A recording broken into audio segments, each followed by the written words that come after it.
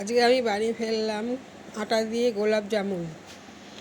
বাড়িতে তৈরি করলাম। প্রথমে আটা নিয়েছি, যেই পরিমাণ আটা নিয়েছি সেই পরিমাণ গুঁড়ো দুধ নিয়েছি, তার মধ্যে একটু ঘি দিয়েছি আর একটু খাবার সোডা দিয়েছি, দিয়ে দুধ দিয়ে মেখে রেখে দিয়েছি। তারপর এটা গোল গোল করে এর মধ্যে একটু জাফরান আর এলাচ দানা দিয়ে গোল গোল করে রেখে নিলাম। তার মধ্যে তেলের মধ্যে ভেজে দিলাম, সাদা তেল আর ঘি মিশিয়ে দিয়েছি, তার মধ্যে রসের মধ্যে দিয়ে তৈরি হয়ে গেছে আমাদের গোলাপ জামুন।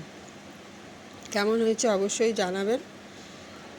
দেখতে তো খুব সুন্দর হয়েছে, খেতেও খুব ভালোই হয়েছে, নরমও হয়েছে।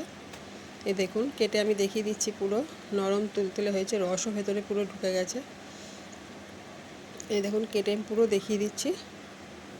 এভাবেই বাড়িতে বানিয়ে ফেলুন গোলাপ জামুন। একদম নরম হয়েছে।